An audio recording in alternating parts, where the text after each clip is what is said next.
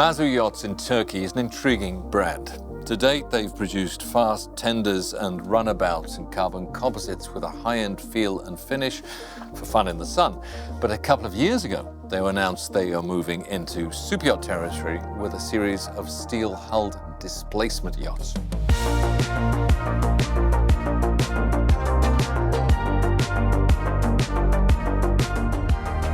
The first unit in that series, the 92DS, called Waterlily, is making her international debut here at the Cannes Yachting Festival.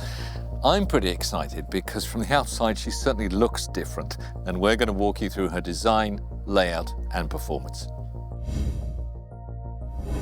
After the COVID, actually, after the shows got cancelled, as a company we decided to recreate the company again. So we wanted to get better. That's why we stopped joining the shows for 3 years after COVID. So we wanted to rebuild our shipyard, which we have a very nice facility at the moment. We wanted to offer more to the client, to us, to our employees. And since now we have a very big facility, we wanted to do something bigger, a new challenge, but we wanted to keep the Mazu DNA the same.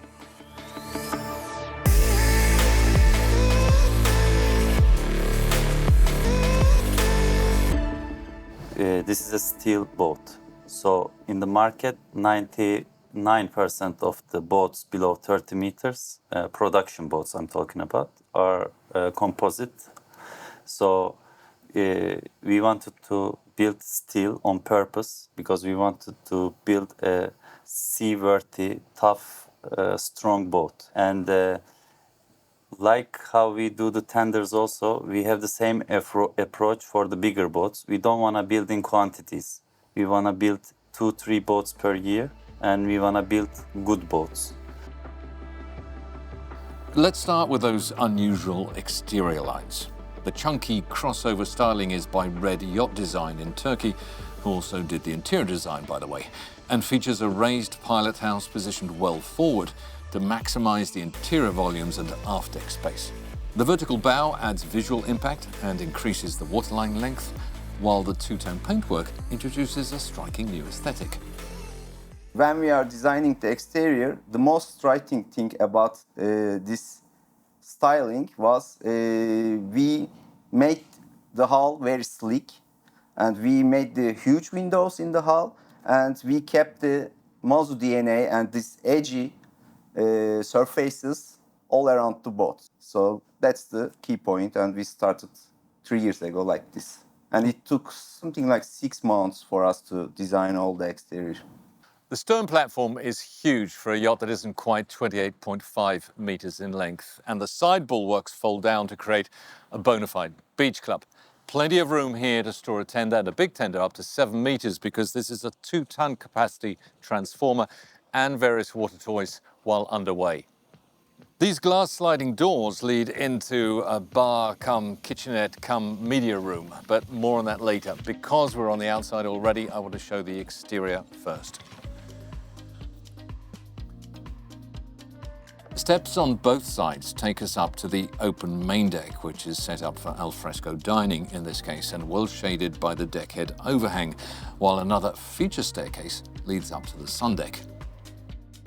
The sun deck is a fantastic space on a yacht of this size. With an overhead skylight, the owner of the Waterlily decided not to have an exterior helm station or a formal dining space. It's a chill-out zone with bar and fridge and loads of sun loungers. But remember, this is a semi-custom yacht, and this is all freestanding furniture, so you can make this space your own. And last but not least, there's this cozy bench seat on the shortened foredeck in front of the wheelhouse.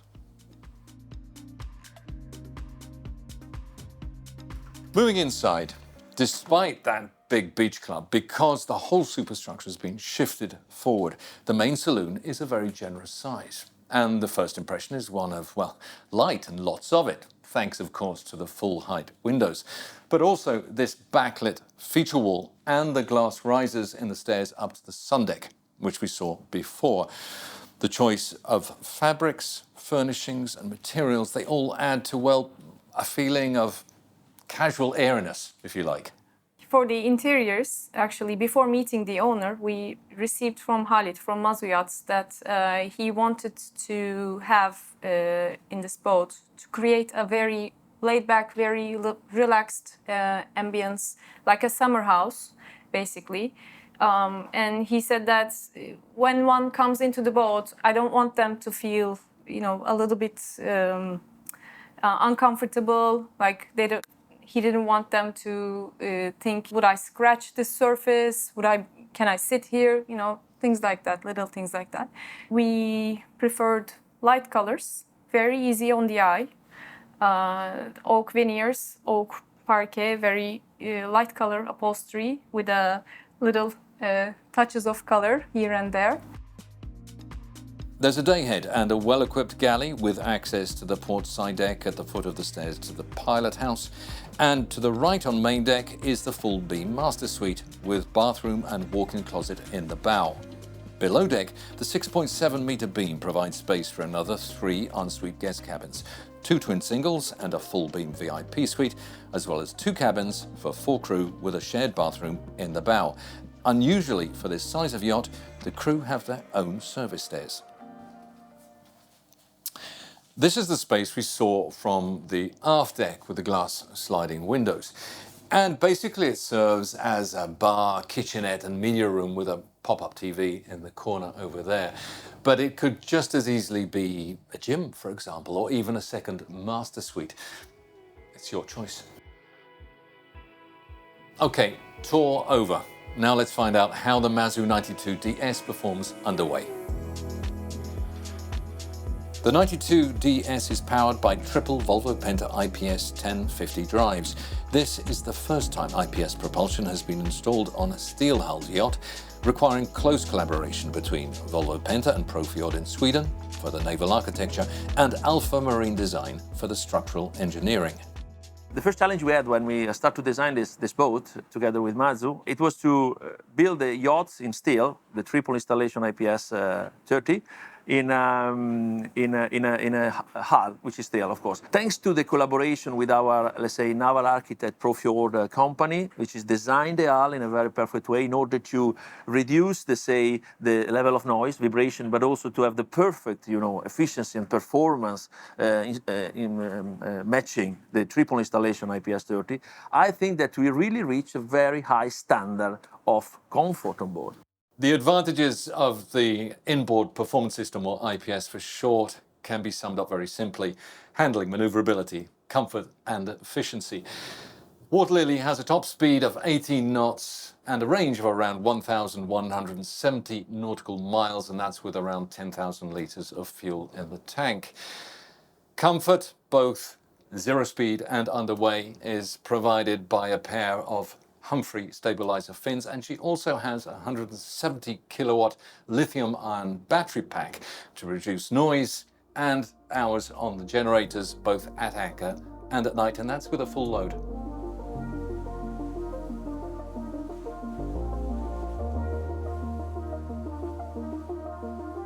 In short, the MAZU 92DS is a bold addition to the trending market for steel-hulled, compact steel-hulled yachts, and I have no doubt she'll prove successful for the brand. In actual fact, Mazu has already started construction of a second and a third 92DS, and production of 112DS will start very shortly. And then, waiting in the wings, there's the 40-meter flagship, the 132DS. Today we are on this 28 meters yacht, and as you know, we have just launched our, let's say, new product, which will be the IPS 40, so for big boats, yacht between 25 up to 55 meters. And of course, we are starting to discuss with Mazu, and their, let's say, half of the range, under 32, is one of the candidates. Of course, this kind of boat is eligible to install IPS 40. The feedback we've been receiving from colleagues or industry professionals and also potential clients are very positive, to be honest. and hopefully we will see the results as of Cannes and Monaco shows onwards. But so far we've been negotiating with so many potential clients, and all they want to be is to get on board and feel not just the quality of the craftsmanship of the shipyard, but also the design quality as well as the finishing of the line. And what we aim to do is produce classics of the future, I would say, as Mazu Yachts.